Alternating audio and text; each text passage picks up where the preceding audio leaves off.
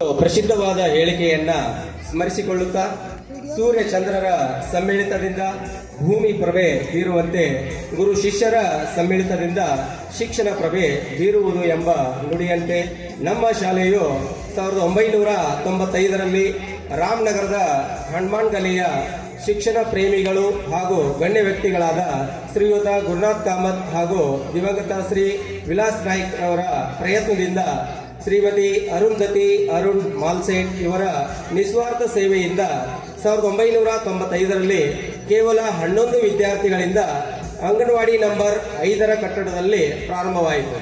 ಮುಂದೆ ಈ ಗ್ರಾಮದ ಹಿರಿಯರಿಂದ ಸರ್ಕಾರವು ಶಾಲೆಗೆ ಒಂದು ಶಾಶ್ವತ ಕಟ್ಟಡವನ್ನು ಒದಗಿಸಿಕೊಟ್ಟಿತು. ಹನಿ ಹನಿ ಕೂಡಿದರೆ ಹಳ್ಳ, ತೆನೆ ತೆನೆ ಕೂಡಿದರೆ ರಾಶಿ ಎಂಬ ಗಾದೆ ಮಾತಿನಂತೆ ವರ್ಷದಿಂದ ವರ್ಷಕ್ಕೆ ಈ ನಮ್ಮ ಶಾಲೆಯ ವಿದ್ಯಾರ್ಥಿಗಳ ಸಂಖ್ಯೆ ಹೆಚ್ಚುತ್ತಾ ಹೋಗಿ ಕಿರಿಯ ಪ್ರಾಥಮಿಕ ಶಾಲೆ ಇದ್ದ ಈ ಶಾಲೆಯು 2011ರಲ್ಲಿ ಉನ್ನತೀಕರಿಸಿದ ಹಿರಿಯ ಪ್ರಾಥಮಿಕ ಶಾಲೆಯಾಗಿ ಇಲ್ಲಿಯವರೆಗೂ ಸುಮಾರು ನಮ್ಮ ಶಾಲೆಯಲ್ಲಿ 964 ವಿದ್ಯಾರ್ಥಿಗಳು ಈ ಶಾಲೆಯಲ್ಲಿ ವಿದ್ಯಾಭ್ಯಾಸವನ್ನು ಮಾಡಿ ಇಂದು ಉನ್ನತ ವ್ಯಾಸಂಗವನ್ನು ಮಾಡಿ ಸಮಾಜದ ವಿವಿಧ ಕ್ಷೇತ್ರಗಳಲ್ಲಿ ಉನ್ನತ ಸ್ಥಾನವನ್ನು ಅಲಂಕರಿಸಿ ಉತ್ತಮ ಜೀವನವನ್ನು ನಡೆಸುತ್ತಿದ್ದಾರೆ. ಇಲ್ಲಿಯವರೆಗೂ ಈ ಶಾಲೆಯಲ್ಲಿ 20ಕ್ಕೂ ಹೆಚ್ಚು ಶಿಕ್ಷಕರು ಪಾಠ ಬೋಧನೆಯನ್ನು ಮಾಡುತ್ತಾ ಶಾಲೆಯ ಸರ್ವತೋಮುಖ ಅಭಿವೃದ್ಧಿಗೆ ಕಾರಣೀಭೂತರಾಗಿದ್ದಾರೆ. ಈಗ ಪ್ರಸ್ತುತವಾಗಿ ನಮ್ಮ ಶಾಲೆಯ 2024-25ನೇ ಶೈಕ್ಷಣಿಕ ಸಾಲಿನಲ್ಲಿ ಸುಮಾರು 175 ವಿದ್ಯಾರ್ಥಿಗಳು ವ್ಯಾಸಂಗವನ್ನು ಮಾಡುತ್ತಿದ್ದಾರೆ ಎಂದು ಹೇಳಲು ಹರ್ಷವೆನಿಸುತ್ತದೆ. ಇದುವರೆಗೂ ನಮ್ಮ ಈ ಹನುಮಾನ್ ಲೇನ್ ಶಾಲೆಗೆ ಸಿಕ್ಕಂತ ಪ್ರಶಸ್ತಿಗಳ ಒಂದು ವಿವರ ಈ ಕೆಳಗಿನಂತಿದೆ. 2007 ಹಾಗೂ 8ನೇ ಸಾಲಿನಲ್ಲಿ ಮೌಲ್ಯಾಂಕನದಲ್ಲಿ ನಮ್ಮ ಶಾಲೆಯು ತಾಲೂಕಿಗೆ ಉತ್ತಮ ಶಾಲೆ ಎಂಬ ಪ್ರಶಸ್ತಿಯನ್ನ ಗಳಿಸಿಕೊಂಡಿದೆ. ಅದೇ ರೀತಿಯಾಗಿ 2015ರಲ್ಲಿ ಗುಣಾತ್ಮಕ ಶಾಲೆ ಎಂಬ ಪ್ರಶಸ್ತಿಯನ್ನು ಕೂಡ ಪಡೆದುಕೊಂಡಿದೆ. ಅದೇ ರೀತಿಯಾಗಿ 2018ರಲ್ಲಿ ಶಿಕ್ಷಣ ಜ್ಞಾನ ಸಂಸ್ಥೆಯ ವತಿಯಿಂದ ಉತ್ತಮ ಶಾಲೆ ಹಾಗೂ ಉತ್ತಮ ಶಾಲಾ ಸಿಬ್ಬಂದಿ ಅಂತಕ್ಕಂಥ ಪ್ರಶಸ್ತಿಯನ್ನ ಪಡೆದುಕೊಂಡಿದೆ. ಅದೇ ರೀತಿ 2019ರಲ್ಲಿ ನಮ್ಮ ಶಾಲೆಯ ಸಹ ಶಿಕ್ಷಕರಾದ ಹಾಗೂ ಈಗಿನ ಪ್ರಭಾರಿ ಮುಖ್ಯ ಗುರುಗಳಾದ ಶ್ರೀ BH ಭಾಗವಾನ್ ಗುರುಗಳಿಗೆ ಜಿಲ್ಲಾ ಉತ್ತಮ ಶಿಕ್ಷಕ ಪ್ರಶಸ್ತಿಯನ್ನ ಪಡೆದುಕೊಂಡಿದ್ದು ನಮ್ಮ ಶಾಲೆಯ ಹೆಮ್ಮೆಯ ವಿಷಯ. ಅದೇ ರೀತಿಯಾಗಿ ಇಲ್ಲಿಯವರೆಗೂ ನಮ್ಮ ಶಾಲೆಗೆ ದಾನವನ್ನು ನೀಡಿದಂಥ ದಾನಿಗಳ ಒಂದು ವಿವರ ಈ ಕೆಳಗಿನಂತಿದೆ. ಶ್ರೀ ವಿಲಾಸ್ ಚಂದ್ರು ನಾಯಕ್ ಇವರು ನಮ್ಮ ಶಾಲೆಗೆ ಒಂದು ಕಪಾಟನ್ನ ದೇಣಿಗೆಯಾಗಿ ನೀಡಿರುತ್ತಾರೆ. ಅದೇ ರೀತಿಯಾಗಿ ಶ್ರೀ ಪ್ರಕಾಶ್ ಕಾನ್ಕೋನ್ಕರ್ ಇವರು ನಮ್ಮ ಶಾಲೆಗೆ ಕುರ್ಚಿಗಳನ್ನು ದೇಣಿಗೆಯಾಗಿ ನೀಡಿರುತ್ತಾರೆ. ಅದೇ ರೀತಿಯಾಗಿ ಶ್ರೀಮತಿ ಅರ್ಚನಾ ನಿಲೇಶ್ ನಾಯ್ಕ್ ಮತ್ತು ಶ್ರೀ ಶ್ಯಾಮರಾವ್ ದೇಸಾಯಿ ಅವರು ಪ್ರತ್ಯೇಕವಾದ ಕುಕ್ಕರ್ ದೇಣಿಗೆಯನ್ನು ನೀಡಿರುತ್ತಾರೆ.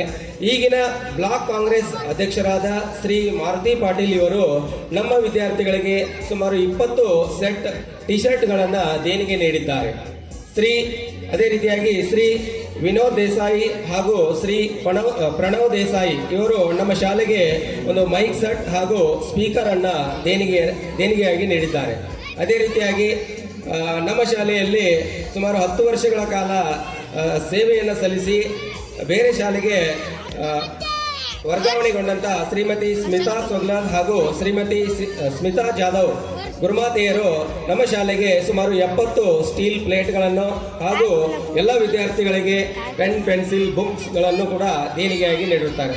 ಈ ರೀತಿಯಾಗಿ ನಮ್ಮ ಶಾಲೆಗೆ ದೇಣಿಗೆಯನ್ನು ನೀಡಿದಂಥ ಎಲ್ಲ ಗಣ್ಯಮಾನ್ಯರಿಗೆ ನನ್ನ ವೈಯಕ್ತಿಕವಾಗಿ ಹಾಗೂ ಶಾಲೆಯ ಎಲ್ಲ ಶಿಕ್ಷಕ ವೃಂದದ ಪರವಾಗಿ ತುಂಬ ಹೃದಯದ ಧನ್ಯವಾದಗಳನ್ನು ಸಲ್ಲಿಸ್ತೇನೆ.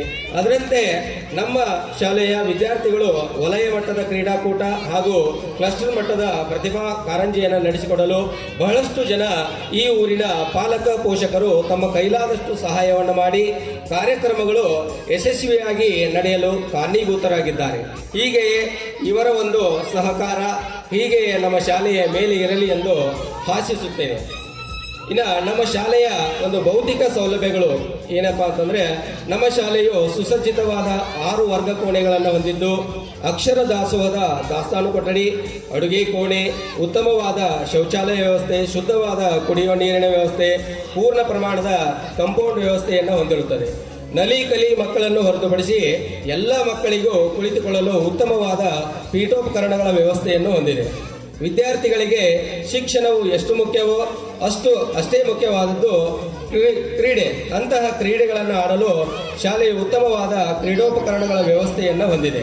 ಪ್ರಸ್ತುತ ಶಿಕ್ಷಣದಲ್ಲಿ ಕಂಪ್ಯೂಟರ್ನ ಅಗತ್ಯತೆ ಬಹಳ ಮುಖ್ಯವಾದದ್ದು. ಇದನ್ನು ಕಲಿಯಲು ಅಥವಾ ಕಲಿಸಲು ಶಾಲೆಯಲ್ಲಿ ಉತ್ತಮವಾದ ಸುಮಾರು 4 ಕಂಪ್ಯೂಟರ್ಗಳನ್ನ ಹೊಂದಿದೆ.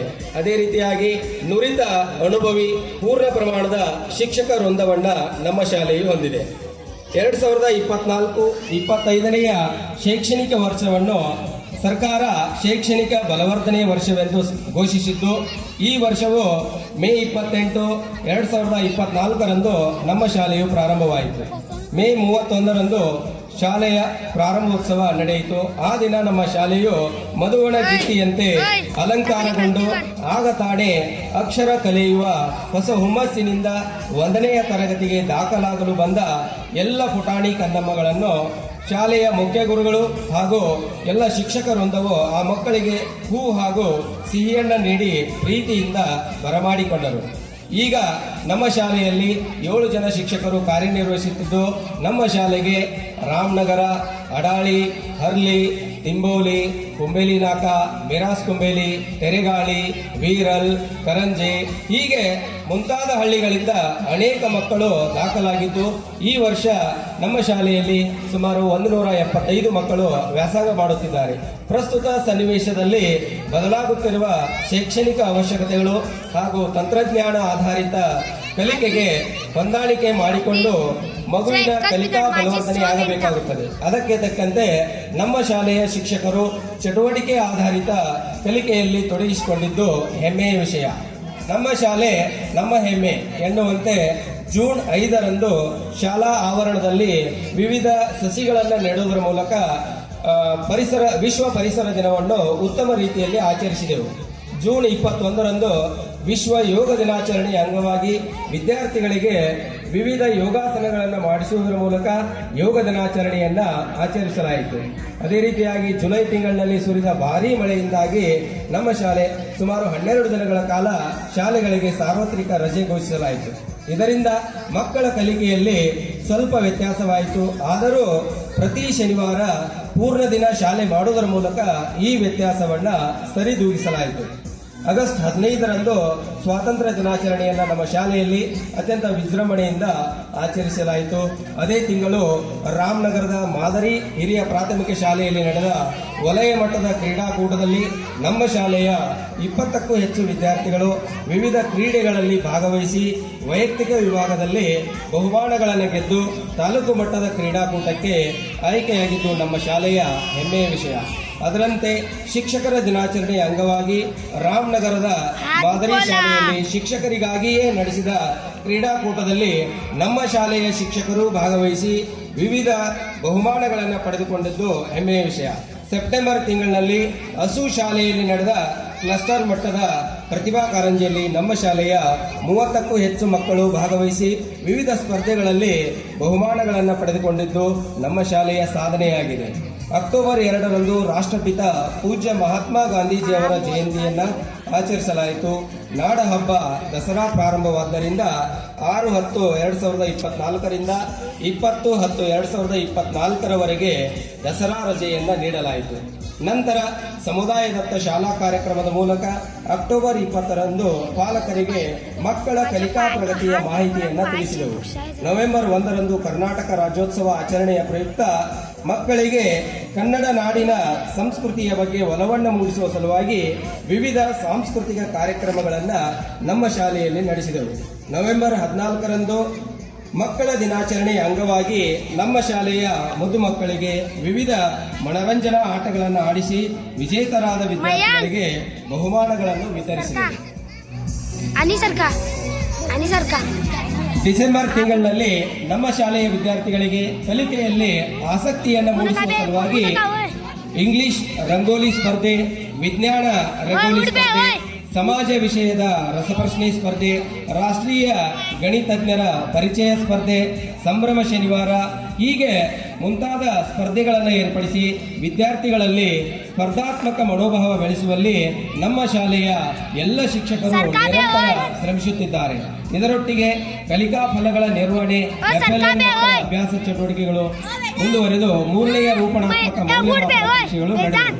2024ನೇ ವರ್ಷ ಕಳೆದು 2025ನೇ ವರ್ಷಕ್ಕೆ ಕಾಲಿಟ್ಟು ಹೊಸ ಕನಸು ಗುರಿಗಳೊಂದಿಗೆ ಹೊಸ ವರ್ಷವನ್ನ ಬರಮಾಡಿಕೊಂಡು ಅದರ ಪ್ರಯುಕ್ತ ಮಕ್ಕಳಲ್ಲಿ ಅಡಗಿರುವ ಪ್ರತಿಭೆಯನ್ನ ಹೊರೆಹಚ್ಚುವ ಸಲುವಾಗಿ ಮಕ್ಕಳಿಗೆ ಟ್ಯಾಲೆಂಟ್ ಡೇ ಪ್ರತಿಭಾ ಪ್ರದರ್ಶನ ಕಾರ್ಯಕ್ರಮವನ್ನು ಏರ್ಪಡಿಸಿ ಮಕ್ಕಳಿಗೆ ಬಹುಮಾನ ಹಾಗೂ ಸಿಹಿ ಭೋಜನವನ್ನು ಉಣಬಡಿಸಲಾಯಿತು. ಮಕ್ಕಳಲ್ಲಿ ದೈನಂದಿನ ವ್ಯವಹಾರಕ ಜ್ಞಾನವನ್ನ ಮೂಡಿಸುವ ಸಲುವಾಗಿ ಜನವರಿ ತಿಂಗಳಿನಲ್ಲಿ ನಮ್ಮ ಶಾಲಾ ಆವರಣದಲ್ಲಿ ಮಕ್ಕಳಿಗೆ ಮೆಟ್ರಿಕ್ ಮೇಳ ಕಾರ್ಯಕ್ರಮವನ್ನು ಹಮ್ಮಿಕೊಂಡು ಮಕ್ಕಳು ಸ್ವತಃ ತಾವೇ ಅಂಗಡಿ ಮುಂಗಟ್ಟುಗಳನ್ನು ತೆರೆದು ವಿವಿಧ ರೀತಿಯ ತರಕಾರಿ ತಿಂಡಿ ತಿನಿಸುಗಳನ್ನು ಮಾರಾಟ ಮಾಡುವುದರ ಮೂಲಕ ಹಣಕಾಸಿನ ವ್ಯವಹಾರವನ್ನು ತಿಳಿದುಕೊಂಡರು. ಮುಂದುವರೆದು ಶಾಲೆಯ ಅಭಿವೃದ್ಧಿಯಲ್ಲಿ ಸಮುದಾಯದ ಪಾತ್ರ ಬಹಳ ಮುಖ್ಯವಾದದ್ದು ಎನ್ನುವಂತೆ ಈಗಿನ ಪ್ರಭಾರಿ ಮುಖ್ಯಾಧ್ಯಾಪಕರಾದ ಶ್ರೀ BH ಭಾಗವಾನ್ರವರ ಹಾಗೂ ಎಲ್ಲ ಸಹ ಶಿಕ್ಷಕರ ಪ್ರಯತ್ನ ಹಾಗೂ ನಮ್ಮ ಶಾಲೆಯ SDMC ಅಧ್ಯಕ್ಷರು, ಉಪಾಧ್ಯಕ್ಷರು, ಸರ್ವ ಸದಸ್ಯರು ಹಾಗೂ ಈ ಒಂದು ಗ್ರಾಮದ ಪಾಲಕ ಪೋಷಕರ ಒಂದು ಸಹಕಾರದಿಂದ ನಮ್ಮ ಶಾಲೆಗೆ ಸುಣ್ಣ ಬಣ್ಣ ಮಾಡಿ ನಮ್ಮ ಶಾಲೆಯು ಕಂಗೊಳಿಸುವಂತೆ ಮಾಡಿದರು ಎಂದು ಹೇಳಲು ತುಂಬಾ ಸಂತೋಷವೆನಿಸುತ್ತದೆ. ಹೀಗೆಯೇ ನಮ್ಮ ಶಾಲೆಯ ನಿರಂತರ ಅಭಿವೃದ್ಧಿಗೆ ಈ ಒಂದು ಗ್ರಾಮದ ಪಾಲಕ ಪೋಷಕರು ಹಾಗೂ ಊರಿನ ಗಣ್ಯ ವ್ಯಕ್ತಿಗಳ ಸಹಕಾರ ಹೀಗೆ ಮುಂದುವರಿಯಲಿ ಹೇಳುತ್ತಾ ನನ್ನ ಈ ಒಂದು ವರದಿ ವಾಚನಕ್ಕೆ ಪೂರ್ಣ ವಿರಾಮವನ್ನು ನೀಡುತ್ತೇನೆ. ಎಲ್ಲರಿಗೂ ಧನ್ಯವಾದಗಳು.